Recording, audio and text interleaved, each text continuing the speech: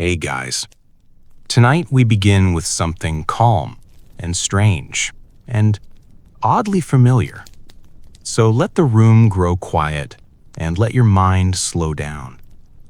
If you enjoy gentle history stories like this, you are always welcome to subscribe. It helps keep these quiet histories alive. And tonight we are drifting back into the ancient world, where reflections were not just reflections, they were mysteries sitting on the surface of water. In the modern world, mirrors are everywhere. They're casual, they're boring. They're something you glance at while brushing your teeth half awake. But in ancient times, seeing your own face clearly was rare. Most people never had a clean, sharp image of themselves. So when they did see it, it felt unnatural. A reflection was not a simple object. It was a double, a copy, a second version of you that appeared without being invited. And ancient humans didn't really trust things that appeared without being invited. Before glass mirrors existed, people saw themselves in still pools, in dark bowls of water, in polished bronze, in smooth stone. And the experience could feel unsettling, because the face in the water looked alive, but it was silent. It copied every movement. It stared back without blinking. Ancient people lived in a world where the spiritual and physical blended together. Everything carried meaning. Dreams mattered. Shadows mattered. The wind mattered. So, of course, a reflection mattered. Many cultures believed the soul was fragile, that it could wander, that it could be stolen, and a reflective surface seemed like the perfect trap. If it could hold your image, maybe it could hold part of you. In Mesopotamia, polished metal was used in rituals. Reflections were tied to omens. A warped image meant disorder. A strange shimmer meant the gods were paying attention, and the gods were never paying attention for relaxing reasons. In Egypt, mirrors were beautiful objects for the elite. Bronze discs with carved handles, linked to the sun and divine beauty. But even there, mirrors were not only about vanity. They were symbols of power. A mirror could reveal, and anything that reveals can also threaten. Egyptians believed the soul was many parts, the shadow, the name, the life force. So the idea of something capturing an image felt serious. A mirror was not just a tool, it was a surface that touched the unseen world. And of course, people were still people, so someone in ancient Egypt probably stared too long into a mirror and thought, "This feels wrong." In Greece, reflections became even more uncomfortable. The Greeks loved philosophy. They loved wondering what reality even was, which is always a fun hobby until bedtime. They told the story of Narcissus, a young man who saw his reflection in water and became obsessed, not because he was simply vain, but because the image confused him. It was beautiful, but empty, a surface without substance. Greek myths often treated reflections as warnings, a reminder that images can deceive, that beauty can trap, that staring too long at yourself can turn into a quiet disaster. The Greeks also practiced mirror divination. People would look into water or polished metal, hoping for visions, health, fate, messages from the gods. It was called katoptromancy, a very long word for staring into shiny surfaces and hoping the universe sends a hint. In Rome, mirrors became more common among the wealthy. Romans loved luxury. They loved anything that reminded them they were important. So mirrors were everywhere in elite households. But Romans were also deeply superstitious. They feared curses. They feared envy. They feared bad luck creeping in through small cracks. A mirror was not neutral. It could attract attention, not just human attention, but spiritual attention. Romans believed breaking a mirror brought 7 years of bad luck because the reflection was tied to the soul, and the soul needed time to heal. So imagine dropping a mirror in a Roman villa. The silence would not be about the mess, it would be about the cosmic inconvenience. Mirrors were often covered after death because reflections could confuse the spirit, or trap it, or invite something unwanted into the home. The dead were meant to move on, not linger in glass. Across cultures, mirrors were linked to doubles, and doubles were suspicious. Nature rarely duplicates perfectly, so when it does, it feels like magic, or like a warning. In ancient China, bronze mirrors were believed to repel evil. They could reveal demons in disguise, which was useful because spirits apparently loved pretending to be normal. In Japan, mirrors became sacred symbols. One of the imperial regalia is a mirror, representing truth, clarity, the ability to see beyond surface. But truth is heavy, and ancient people understood that. To look into a mirror was to confront yourself, in a world where the self was not only psychology, it was spirit, it was destiny, it was fragile. So mirrors were always both feared and valued, dangerous but powerful, beautiful but unsettling. A surface that stared back.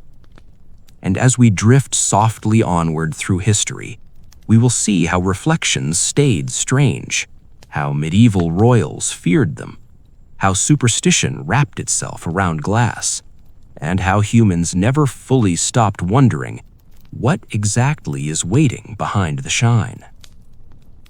Let us float softly into the next part of this quiet story, where kings, queens, and anxious nobles will also discover that sometimes the most unsettling thing in the room is your own face, waiting in silence.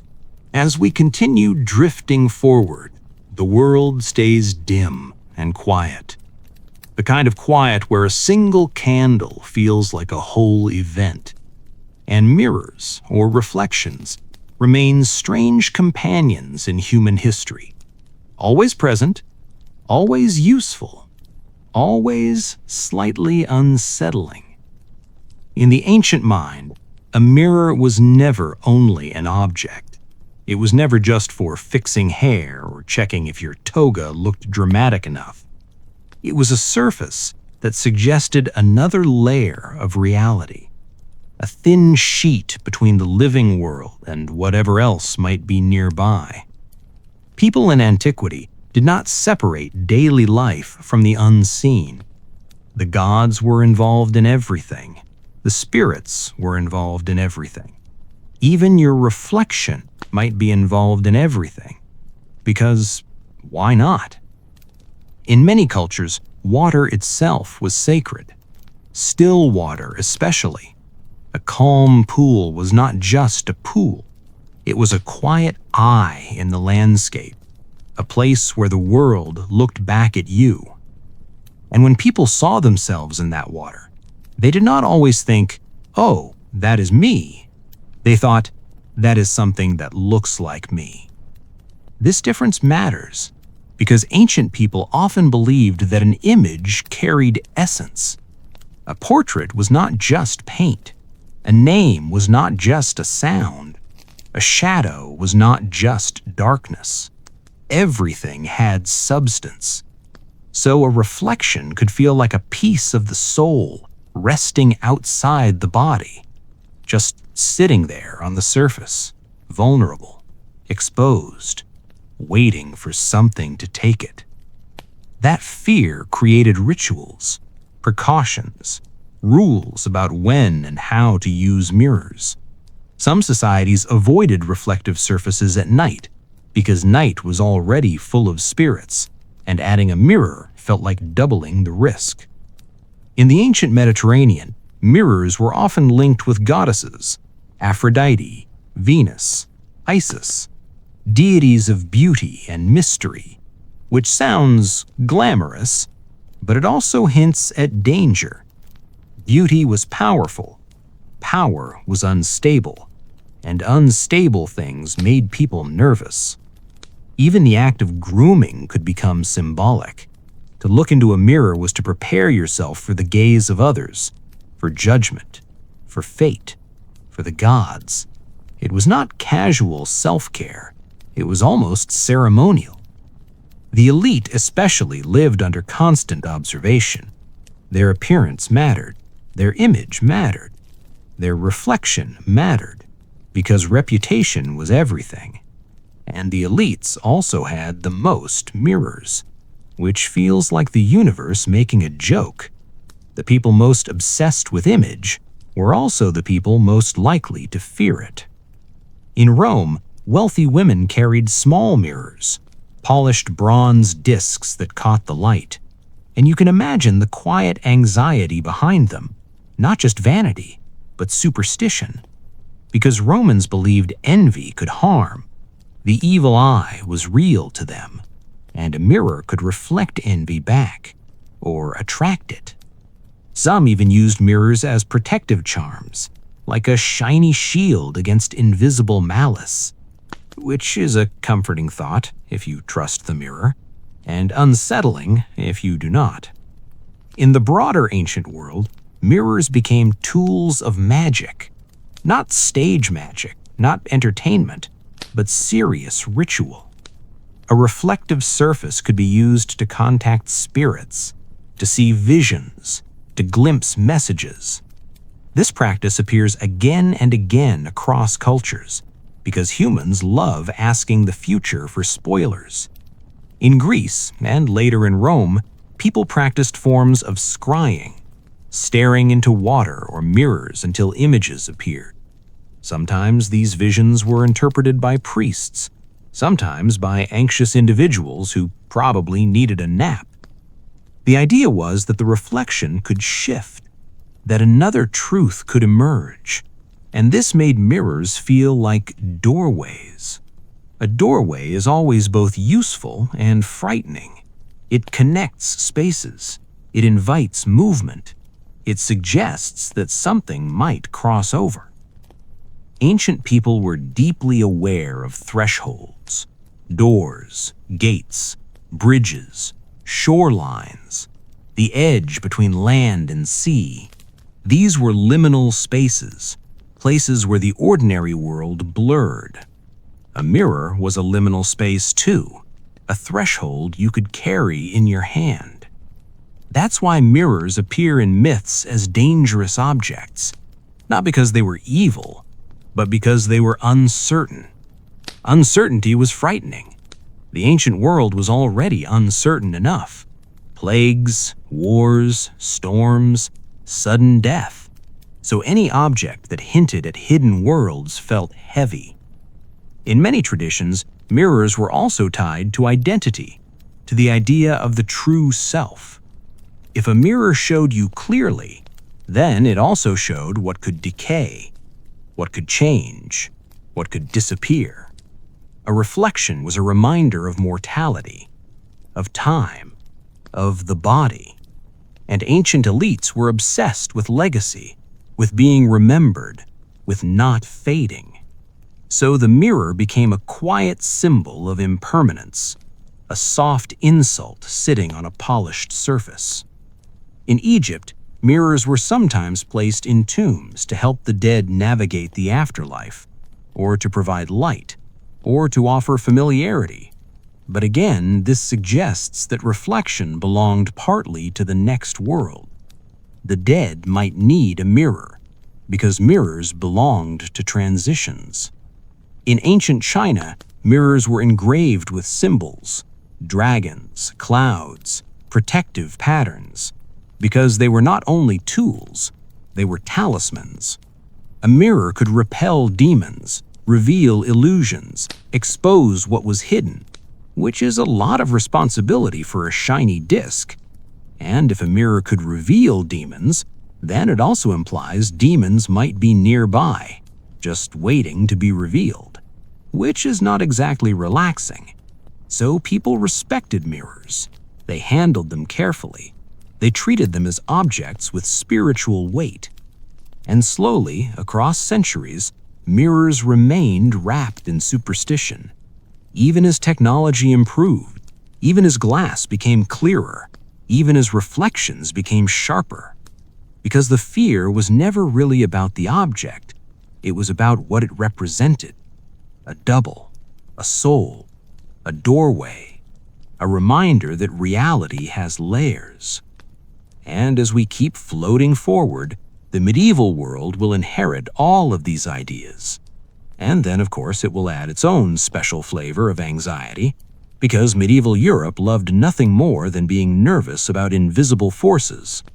So let's drift onward, into castles and candlelight, into royal bedrooms and monastery silence, where mirrors will become rarer, more expensive, and even more haunted in the imagination.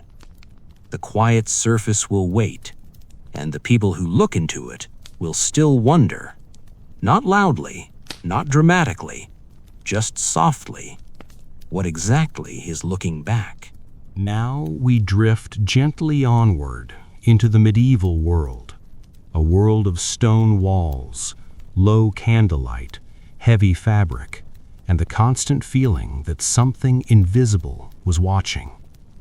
If ancient people feared mirrors as spiritual doorways, medieval people took that idea and quietly doubled down, because medieval Europe loved symbolism, loved superstition, loved the sense that the unseen world was always leaning close. Mirrors in the medieval period were not common household items. Most people would never own one. A peasant might go their whole life without seeing their own face clearly, maybe catching a vague shape in a bucket of water or a quick shimmer in a river, and that was enough. Mirrors were luxury, polished metal, rare glass, objects of the elite, which meant mirrors were tied immediately to wealth, vanity, and, of course, sin. The medieval church had complicated feelings about mirrors. On one hand, mirrors could symbolize truth, purity, self-knowledge.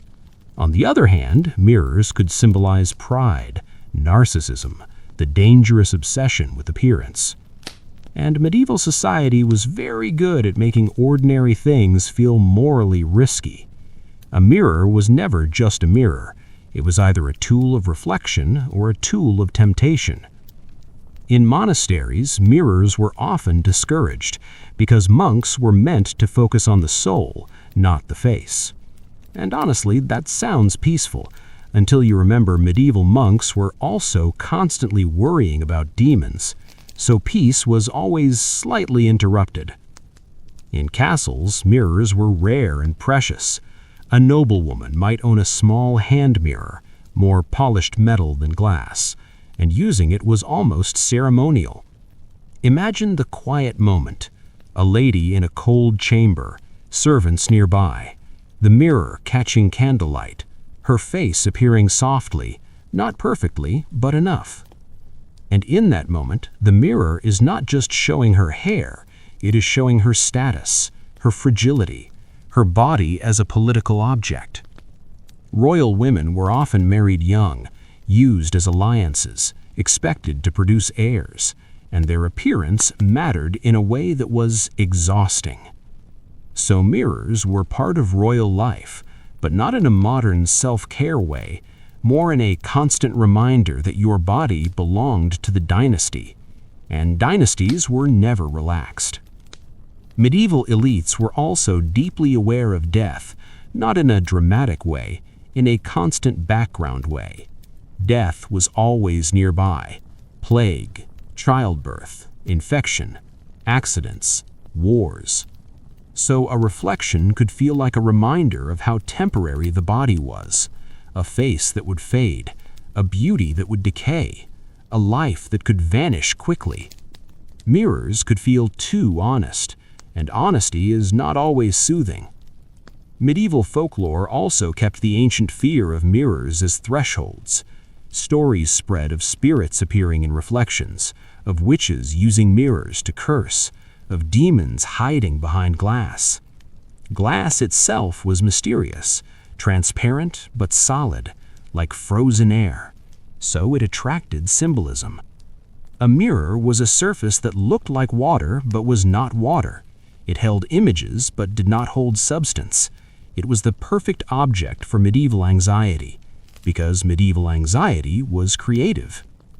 People believed the devil could use reflections, that evil forces could distort what you saw, that mirrors could deceive, and deception was one of the great fears of Christian Europe. The devil was basically the medieval explanation for anything confusing: bad dreams, bad luck, bad thoughts, bad reflections. So mirrors were suspicious. In royal courts, mirrors also became part of performance. Kings and queens lived surrounded by ceremony. Everything was theater: clothing, gestures, rooms, even silence. A mirror was a private moment in a life that had almost no privacy. A queen could look at herself and see not just a person, but a symbol, a vessel for heirs, a political chess piece with expensive jewelry, which is not exactly relaxing bedtime energy. And then there were the royal families themselves, the ones who married cousins and then married cousins again, because nothing says stability like keeping the gene pool as small as possible. Medieval dynasties were obsessed with bloodlines, purity, inheritance, and this obsession created its own strange outcomes: sickly children, odd features, fragile health. So mirrors in royal households could also become uncomfortable because they showed what the dynasty was producing. A prince might look into a mirror and see a jaw slightly too heavy, a pale face, a body that felt weak, and behind that reflection was the quiet pressure of expectation. The medieval world did not have genetics, but it had suspicion, and people noticed patterns. They noticed when royal children were frail, when queens miscarried repeatedly, when families seemed cursed, and curses were always easier to explain than biology. So mirrors became tangled in all of this: religion, superstition, dynastic anxiety, the fear of sin, the fear of spirits, the fear of decline. Even the act of looking at yourself could feel morally loaded. Was it pride? Was it necessary? Was it dangerous? In some medieval stories, mirrors were used to reveal truth, to expose hidden sin, to show someone their real soul, which is honestly the last thing anyone wants right before sleep. But medieval people lived with this constant moral atmosphere. Everything was symbolic. Everything was watched, even your reflection. And yet, mirrors were irresistible, because humans are curious. We want to see ourselves. We want to understand what we look like, even if it unsettles us. So medieval elites kept their mirrors, small, precious, wrapped carefully, used quietly. And the fear never fully disappeared. It just softened into tradition. Covering mirrors during mourning, avoiding broken glass, associating reflections with the soul, all of it carried forward. And as we drift onward into the early modern world, mirrors will become clearer, more common, more affordable, and somehow even more anxiety-inducing, because now everyone can see themselves, and everyone can worry about what they see. So let us float gently forward, out of the candlelit castle chambers, toward palaces filled with glass, toward monarchs who will stare into mirrors and see not just faces, but the slow unraveling of dynasties. The surface remains quiet, the reflection remains patient, and history continues to look back. Now we drift softly forward into a world where mirrors begin to change. The late medieval age fades, the early modern period arrives, and suddenly Europe is filling with more glass, more wealth, more royal drama, because of course it is. Mirrors become clearer, not perfect yet, but sharper, more reflective, less like a vague shadow in bronze, more like an actual face. And this is where things become quietly complicated. Because once people can see themselves more clearly, they also begin to think about themselves more clearly. And self-awareness is not always a peaceful gift. In Renaissance courts, mirrors start appearing more often. Still expensive, still elite, but now they are part of palace life, part of fashion, part of status. The Italians become particularly skilled at glassmaking. Venice is famous for it. Murano glass becomes a luxury obsession, and mirrors become objects of desire. A mirror is no longer just a tool, it is a statement. Look how wealthy I am. Look how modern. Look how much I can afford to stare at myself. And the royals loved statements. They lived for them. They needed them.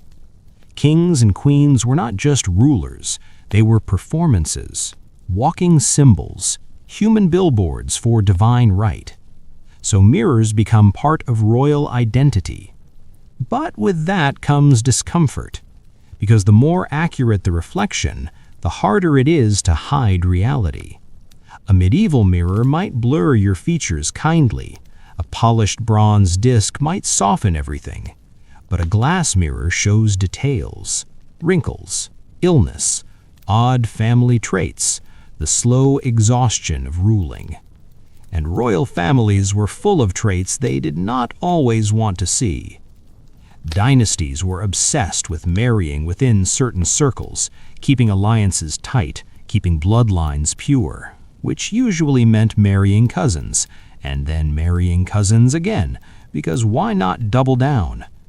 This produced the famous dynastic look, the heavy jaw, the pale skin, the fragile body, the tired eyes. And mirrors did not lie. So the royal relationship with mirrors became complicated. They were symbols of magnificence, but also quiet reminders of physical reality. And physical reality was not always flattering. Take the Habsburgs, for example, a family so committed to intermarriage that their portraits looked like a long experiment in genetics. They were powerful, they were wealthy, they were everywhere, and they also carried the famous jaw. A Habsburg prince looking into a mirror might see the weight of empire, and also the weight of his own chin. Not exactly soothing. Royal courts in this period become obsessed with appearance. Wigs, powder, perfume, jewels, clothing so elaborate it looks exhausting. Mirrors become tools of constant maintenance, because monarchy was theater, and theater requires costumes. But underneath the costumes were human beings, often anxious, often sickly, often trapped in dynastic expectations. A queen might spend hours preparing her image, because her image was political. Her face was diplomacy. Her body was succession. So mirrors were everywhere, and they were never neutral. They were instruments of control. To look into a mirror was to check if you still fit the role, if you still looked royal enough, if you still looked fertile enough, if you still looked healthy enough, which is a lot to ask from a reflective surface. At the same time, superstition never disappeared. People still believed mirrors could trap souls, reflect curses, invite spirits. Even as science grew, even as philosophy shifted, the old fears remained in the background. Because humans do not abandon symbolic anxiety easily. In royal palaces, mirrors multiplied, literally. Large wall mirrors, hallways of reflection, rooms that seemed to stretch endlessly. And this created an eerie effect, a sense of endless doubles. The famous Hall of Mirrors at Versailles is the perfect example. A room designed to overwhelm, to impress, to reflect wealth back at itself. Louis XIV wanted to be the Sun King, the center of everything. So, of course, he built a room where light and reflection made him look infinite. It is grand, it is beautiful, and it is also slightly unsettling, because endless reflection suggests endless watching. In such spaces, the royal self becomes fragmented. You are not one person, you are many images, many angles, many versions. And this feeds into the quiet psychological pressure of monarchy. Kings were supposed to be stable, divinely chosen, unshakable. But mirrors show the human underneath, the aging, the fatigue, the imperfections. So mirrors become both celebration and threat. They celebrate wealth, but they threaten illusion. And royal life depended on illusion. Queens especially lived under the mirror gaze. Elizabeth I famously cultivated an image of eternal youth, white makeup, carefully controlled portraits, a constructed reflection.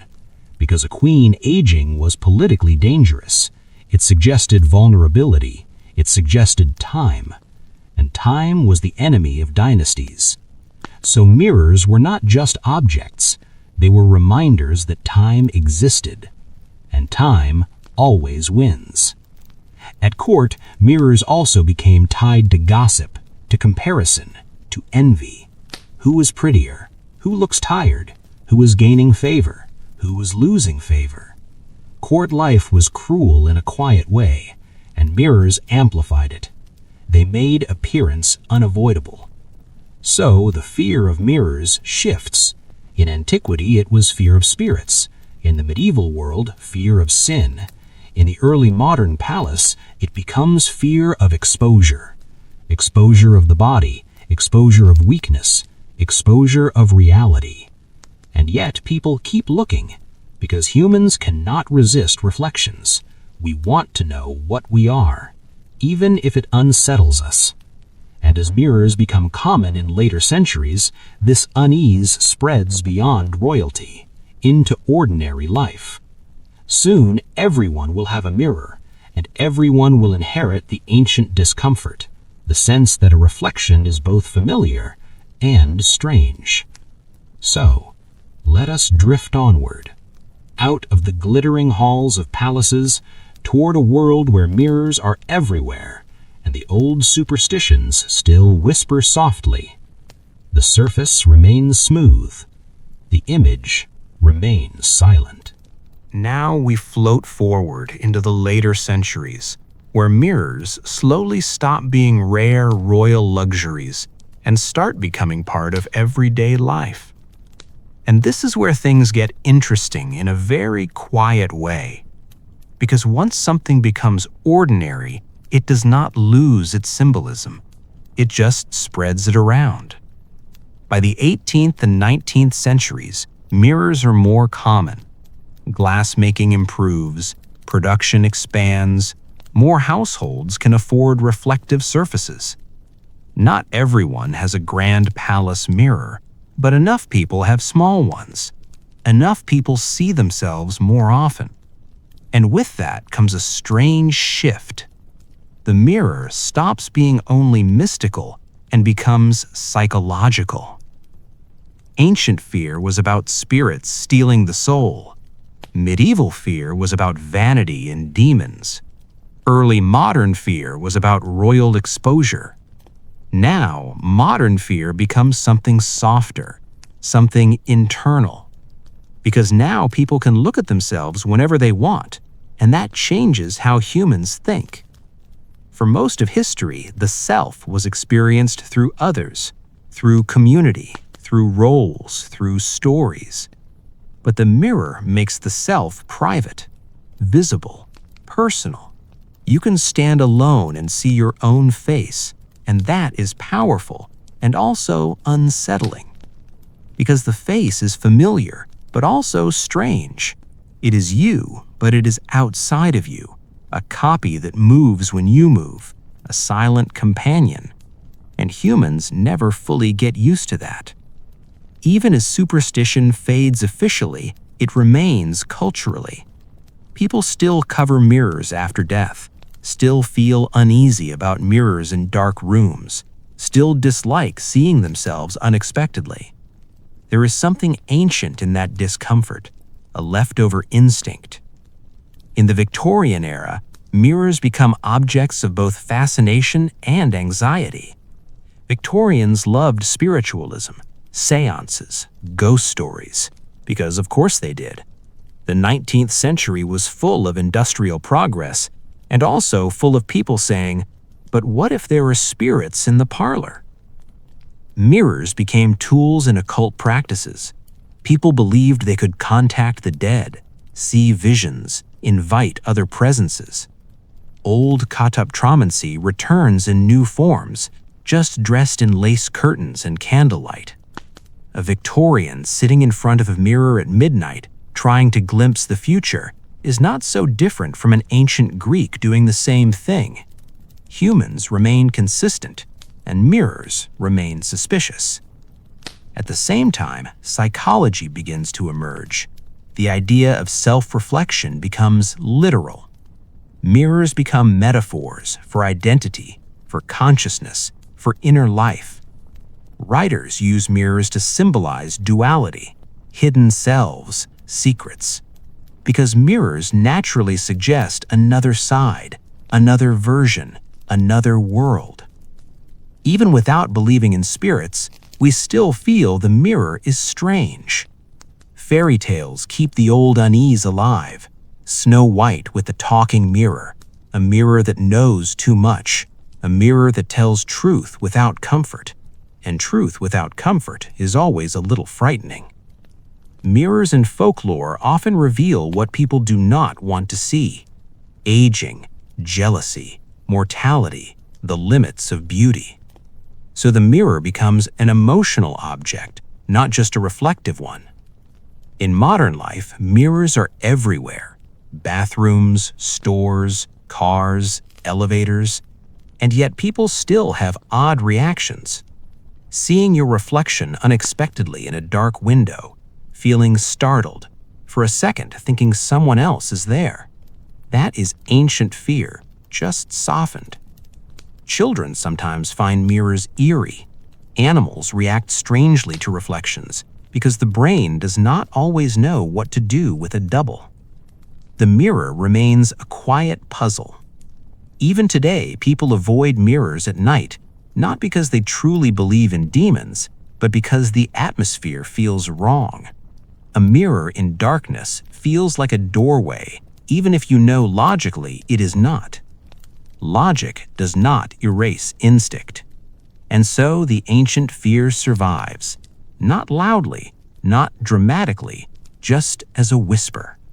The sense that a reflection is more than surface, that it carries something intimate, that it holds an image that is both you and not you.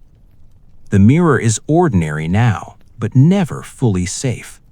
It still represents the strange human condition: being able to see yourself, being able to recognize yourself, being able to confront the fact that you exist. And existence is beautiful, but also unsettling. So when ancient people feared mirrors, they were not simply foolish or superstitious. They were responding to something real in human perception. The mirror is a quiet disruption, a reminder that the self can be external, that reality can duplicate, that surfaces can hold images without substance, and humans have always found that strange. So as we drift toward the end of this calm story, we can see the long thread. From still pools in prehistoric landscapes, to bronze discs in Egypt, to Greek myths of obsession, to Roman superstition, to palace halls of endless reflection, to Victorian ghostly fascination, to modern unease in dimly lit rooms. The mirror has always been with us, a simple object, a complicated symbol. And perhaps that is why even now, in a world full of glass and screens, we still sometimes glance at our reflection and feel a faint ancient pause. Not fear exactly, just awareness. The surface is quiet, the image is silent, and history continues to look back. And as you rest tonight, let the reflection fade, let the mind soften, and let the old human wonder drift away like ripples on still water. Now we continue drifting gently onward, past the centuries of superstition and symbolism into the soft present, where mirrors have become so normal that we almost forget how strange they are.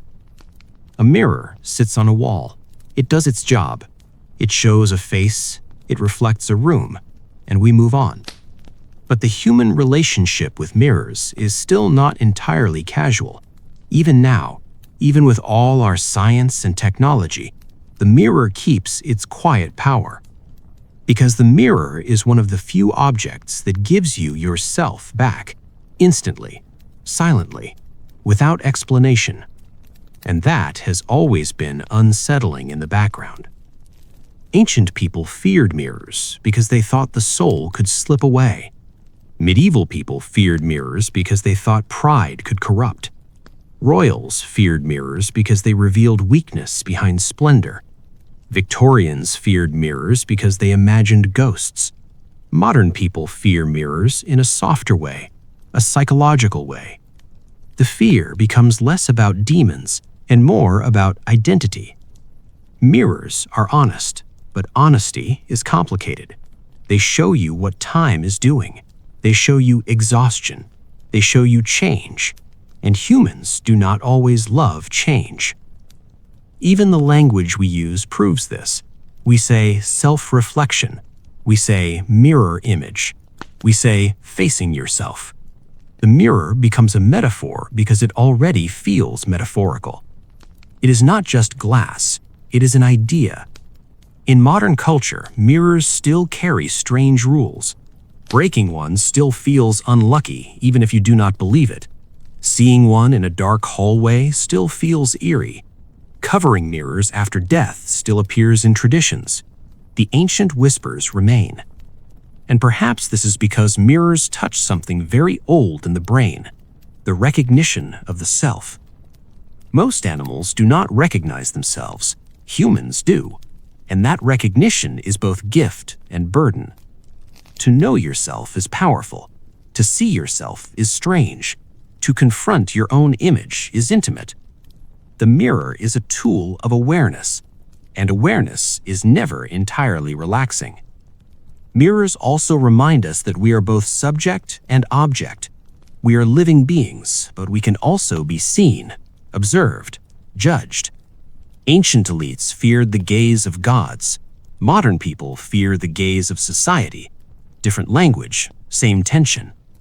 The mirror is the simplest form of being looked at, and that is why mirrors remain linked with vanity, with insecurity, with obsession, with beauty, with decay. They are neutral objects, but humans are not neutral creatures. We load mirrors with meaning. Even in technology, mirrors survive. Phone screens become mirrors. Cameras become mirrors. Social media becomes a hall of mirrors. We reflect ourselves endlessly now, not in bronze, not in water, but in pixels, and the old unease returns in a new form. The reflection becomes performance. The image becomes identity. The self becomes curated. Royals once managed their reflections in palace halls. Now ordinary people manage reflections online. History repeats, just with better lighting. The mirror remains a quiet symbol of how humans want to be seen and how humans fear being seen. And perhaps the oldest fear is not that mirrors trap souls, but that they reveal truths. Truths about mortality, about imperfection, about loneliness, about time. The mirror does not speak, but it shows, and showing is enough. So when ancient people treated mirrors with reverence and suspicion, they were responding to something deeply human. The reflection is familiar, but it is also alien. It is you, but it is not inside you. It is a reminder that you exist in the world as an image, and images have power. In temples, mirrors were sacred. In castles, mirrors were luxury. In folklore, mirrors were dangerous. In modern life, mirrors are mundane, but never meaningless. They remain surfaces that invite thought, and thought is not always restful. So perhaps that is why mirror stories work so well for bedtime history. They are gentle. They are quiet. They are strange without being loud. A mirror does nothing, and yet it suggests everything. So as this calm narrative drifts towards its close, let the ancient fears soften into understanding. Let the superstitions fade into symbolism. Let the reflection become simply a reminder of how humans have always searched for themselves, in water, in bronze, in glass, in stories. And tonight, as the room stays dim and the mind grows heavy, you do not need to look back. You can let the surface go dark. You can let the image disappear, and you can rest. History will still be there, quietly waiting, like a reflection on still water. Now we drift a little deeper into the world of myth, because if there is one place mirrors truly belong, it is in stories. Quiet, symbolic stories that humans keep telling again and again. Myths are where ancient fears become gentle metaphors, where the unsettling becomes familiar, where the mirror is not just an object, but a character. And the mirror has always been a strange character, silent, patient, always showing, never explaining. In the oldest stories, reflections are rarely comforting. They are warnings, they are lessons, they are reminders that humans should not stare too long. The myth of Narcissus stays with us for a reason. A young man leaning over water, caught by his own image. Not because he is simply vain, but because the reflection becomes a trap. The water holds a double, a perfect copy, and the double becomes more fascinating than life itself. The Greeks understood something quiet here, that the self can become an obsession, that the image can become more powerful than reality, and that fear has never really left. The double is unsettling in every culture. A second you, a shadow self, a copy without substance. In folklore, doubles often mean death or fate or spiritual disturbance. Seeing yourself twice is not a good sign in many traditions, because the world is not supposed to duplicate perfectly. The universe is not supposed to echo. So when it does, people feel nervous. Mirrors naturally create doubles, which is why they slip so easily into superstition. In medieval legends, mirrors sometimes reveal hidden sin. Sometimes they show monsters disguised as humans. Sometimes they expose the truth behind appearances. The mirror becomes an instrument of truth, and truth is rarely gentle in folklore. In fairy tales, mirrors speak. They judge. They know too much. The queen in Snow White does not ask the mirror for comfort, she asks it for validation. And of course, the mirror gives honesty, because mirrors are rude like that. And the honesty becomes poison. The tale is not really about the mirror. It is about insecurity, about aging, about the fear of losing beauty, which is a very human fear. And mirrors become the symbol because they show change too clearly. Even in cultures far apart, mirrors carry similar weight. In China, mirrors reveal demons. In Japan, mirrors symbolize sacred truth. In Europe, mirrors become objects of witchcraft. Different stories, same unease. The reflective surface suggests another layer, another realm, another version, and humans love imagining realms. That is why mirrors are often treated as portals in later fiction, not because people truly believe it, but because the idea feels instinctively right. A mirror looks like an opening. It looks like space, but it is not space. It is depth without depth, and that contradiction is eerie. The fear of mirrors is really the fear of the unknown self, the unknown world, the possibility that reality is thinner than it seems. Ancient people lived close to mystery. Storms could kill. Disease could arrive without reason. The gods could be angry without warning. So the mirror fit perfectly into that worldview. a small, controlled mystery in the home. Even now, when the world feels too rational, people still enjoy mirror myths because the mirror offers quiet uncertainty, a reminder that not everything is fully understood, even if it is only psychologically. The double remains unsettling because it challenges identity. Who are you? Are you the body? Are you the soul? Are you the image others see? Are you the image you see? Ancient philosophy wrestled with this. Medieval religion wrestled with this. Modern psychology wrestles with this. And the mirror sits silently through all of it. It does not answer. It only reflects. So perhaps the ancient fear was not foolish at all. It was a response to the strange miracle of self-recognition. A creature looking at itself, knowing it is itself, feeling both familiarity and distance. That is profound, and also a slightly creepy at midnight. So mirrors became wrapped in ritual, in superstition, in myth, in tradition. And the traditions linger. Do not break a mirror. Cover mirrors when someone dies. Do not stare too long at night. Do not invite the double. Even if we laugh at these ideas, we still feel them faintly, because humans are storytelling animals, and mirrors are perfect story objects.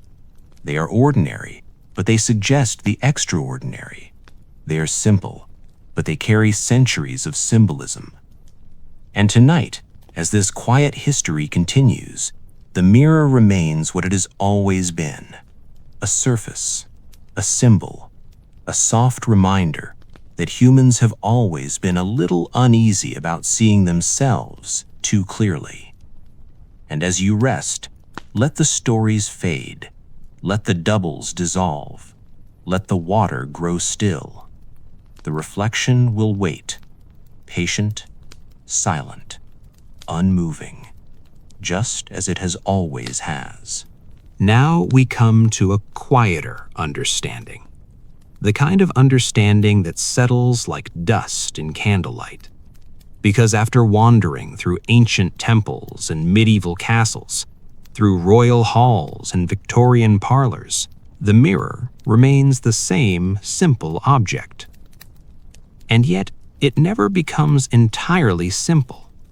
The fear of mirrors is not really about glass. It never was. It is about the strange human awareness that we can see ourselves, that we can step outside our own body for a moment and meet an image. Ancient people feared mirrors because they believed the soul could be touched. Medieval people feared mirrors because they believed sin could enter. Royals feared mirrors because they revealed too much reality. Modern people fear mirrors because they reveal too much self. The mirror becomes a soft anxiety that changes shape with time. In every era, humans project their deepest concerns onto reflective surfaces: spirits, vanity, mortality, identity, aging, truth. The mirror does not create these fears. It simply holds them. And that is why it has always been powerful. Even today, mirrors remain emotionally loaded. People avoid mirrors when they feel unwell. They seek mirrors when they want reassurance. They dislike harsh lighting. They prefer flattering angles. All of this is modern vanity, perhaps, but it is also ancient vulnerability. The mirror reminds us that the body is real, that time moves, that the self is visible. And visibility is complicated. Humans want to be seen, but also fear being seen. Kings wanted their reflection to look divine. Queens wanted their reflection to look eternal. Ordinary people want their reflection to look acceptable. The mirror becomes a quiet judge, even though it has no opinion. It simply reflects. And reflection can feel like judgment. So perhaps the oldest superstition is still alive. Not that mirrors trap souls, but that mirrors hold something intimate. They hold the image you cannot fully control. In ancient times, that intimacy felt spiritual. Now, it feels psychological. But the sensation is similar.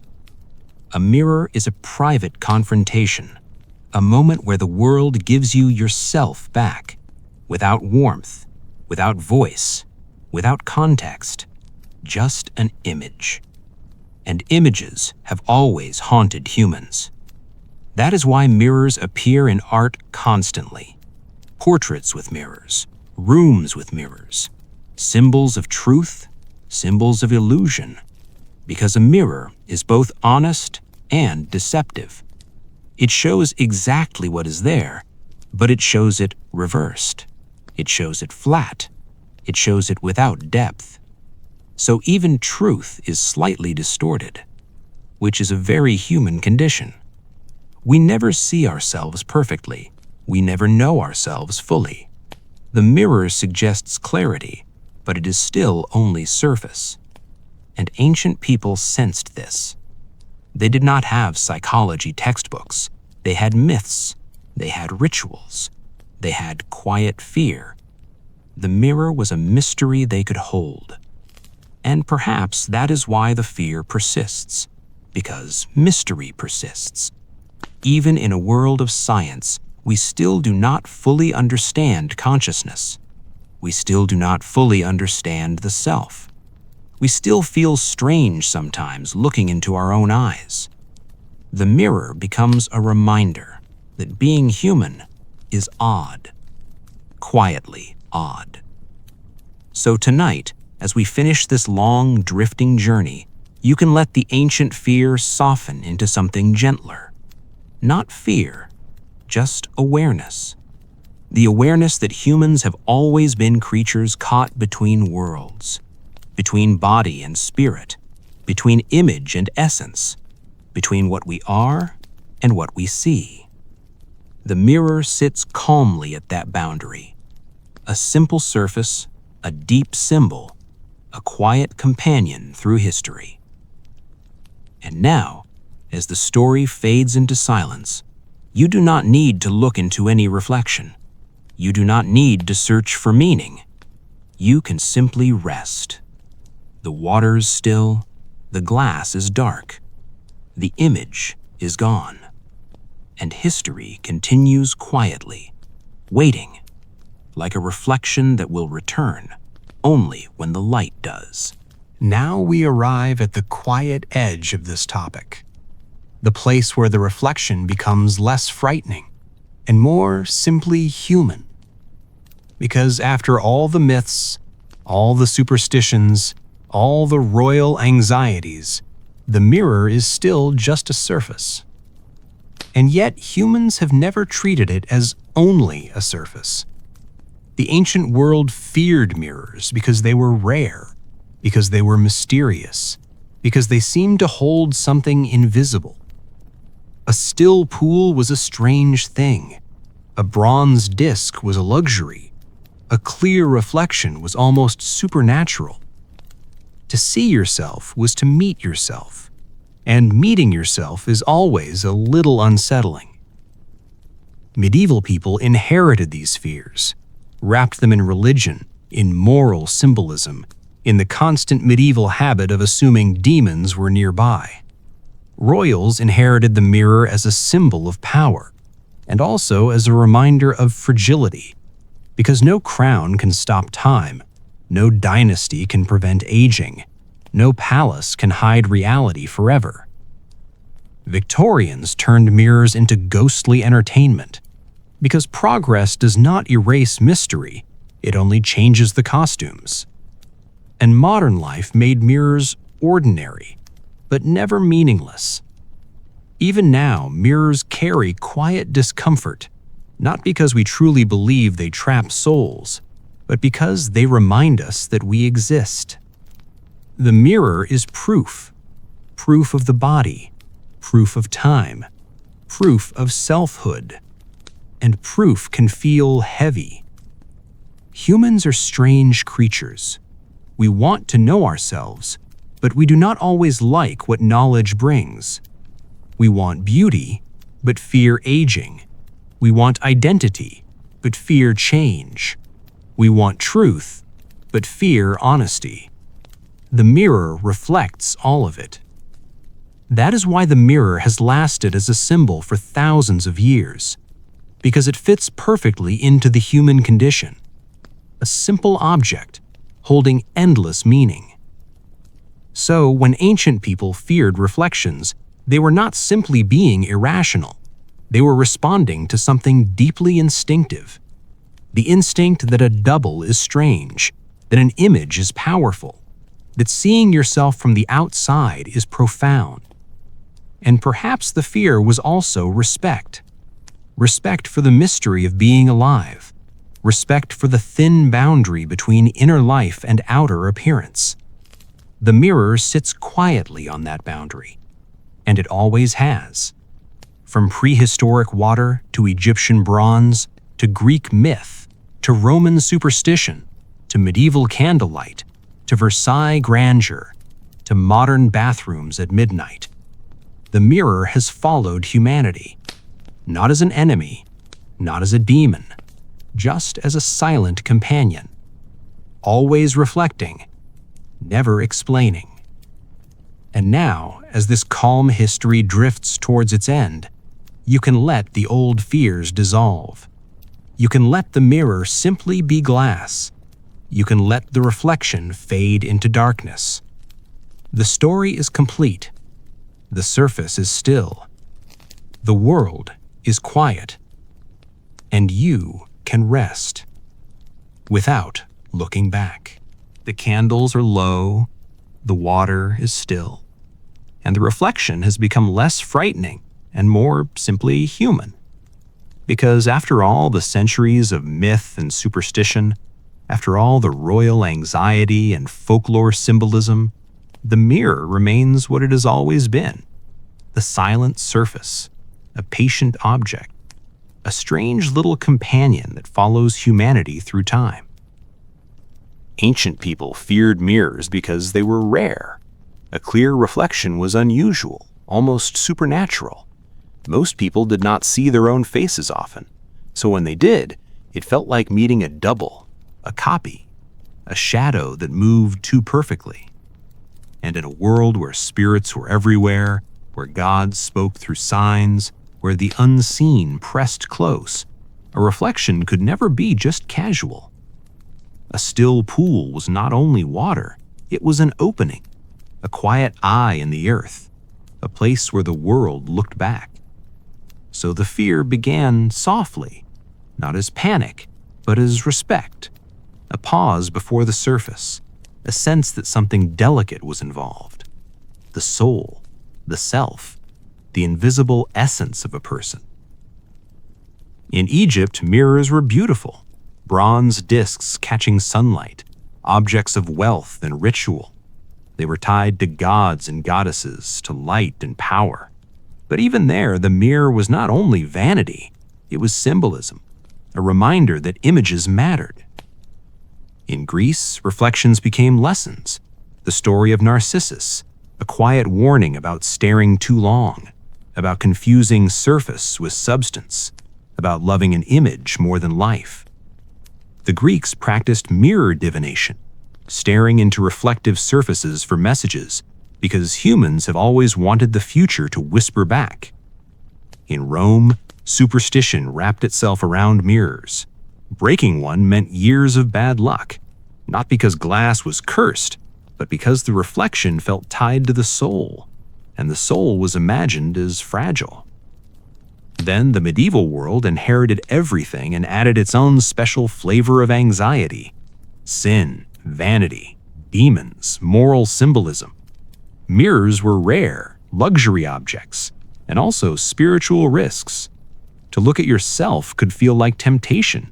To admire yourself could feel dangerous. Medieval elites lived under constant pressure. Queens were political vessels. Kings were symbols. Dynasties were obsessed with bloodlines. So mirrors were never just personal, they were dynastic. They reflected not only faces, but the weight of inheritance, the fragile health of royal children, the slow decay of power. In the early modern world, mirrors became clearer. Palaces filled with glass. The Hall of Mirrors at Versailles turned reflection into spectacle. Louis XIV surrounded himself with endless images because monarchy was theater and reflection was part of the performance. But mirrors also revealed the truth that even kings age, even queens tire, even dynasties weaken. A crown cannot stop time. A palace cannot hide mortality. Then mirrors became ordinary. They spread beyond royalty into everyday life, into homes, into shops, into the quiet routines of modern existence. And yet, the old unease never vanished. Even now, people feel strange around mirrors in darkness. They still flinch at unexpected reflections. They still carry superstitions about broken glass. They still cover mirrors in mourning traditions. Not because they truly believe spirits will appear, but because the mirror touches something ancient in the human mind, the recognition of the self. Humans are one of the few creatures that can look into a mirror and know, that is me. And that knowledge is profound and also quietly unsettling. The mirror reminds us that we exist as an image, that we are visible, that we are temporary, that time moves across the face. The mirror does not judge, but reflection can feel like judgment. It shows what is there, without comfort, without softness, just reality. And humans have always struggled with reality, not dramatically, just gently, in the way that makes us tell stories. That is why mirrors remain powerful in myth. Talking mirrors, cursed mirrors, mirrors that reveal truth, mirrors that hide doorways. Because humans sense that reflections are never only reflections. They're symbols of identity, symbols of mortality, symbols of the thin boundary between inner life and outer appearance. So the ancient fear of mirrors was never foolish. It was human, a response to the strange miracle of seeing yourself from the outside. And now, as this quiet history comes to rest, you can let that fear soften into something calmer. Not fear, just awareness. The mirror is only glass. The reflection is only light. The double is only an image. The soul remains untouched. The night remains still. So as you lie here, let the surface go dark. Let the story fade. Let the old superstitions drift away like ripples in water. The mirror will remain, silent, patient, unmoving. But you do not need to look back. The room is quiet. History is quiet. The reflection disappears when the light is gone. And you can rest. The soft end of the mirror story has arrived, and everything is still. Now we drift into the final quiet afterglow of this topic. The kind of calm space where history stops feeling like facts and starts feeling like a soft, distant dream. Because mirrors and reflections have always belonged to the dream-like side of human life. Not because they are truly magical, but because they feel symbolic even when they are ordinary. A mirror is one of the simplest objects in existence. Just glass, just light, just an image returning back to you. And yet humans have never treated it as simple. For thousands of years, people have stood in front of reflective surfaces and felt a faint pause, a moment of recognition, a moment of strangeness. Ancient people saw reflections in water and believed they were glimpsing something beyond the surface, a soul, a spirit, a second self. They did not have modern explanations, so the reflection became part of the sacred unknown. Medieval people inherited those ideas, wrapped them in religion, in moral caution, in the constant medieval habit of assuming invisible forces were nearby. Royals inherited mirrors as tools of image, as symbols of power. as reminders that even kings are human beneath gold.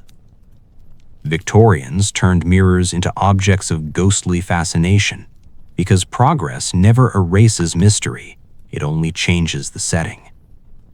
And modern people live surrounded by mirrors, so common they become background, yet still emotionally charged, because the mirror is tied to identity, to self-awareness, to the quiet reality that we exist as bodies in time. Even today, the mirror can unsettle us in the wrong moment. A dark room, a sudden reflection, a tired face, a reminder of change. The ancient fear survives in small instincts, not as belief, but as atmosphere. Humans do not really fear mirrors, they fear what mirrors represent. Truth, time, mortality, the double, the self seen from the outside. And these are not loud fears, they are soft human unease, the kind that has always lived quietly beneath daily life. So perhaps the mirror has always been a companion, not an enemy, a silent witness. It watched prehistoric hunters glance into still pools. It watched Egyptian nobles polish bronze discs. It watched Greek poets imagine reflections as traps. It watched Roman households whisper about bad luck.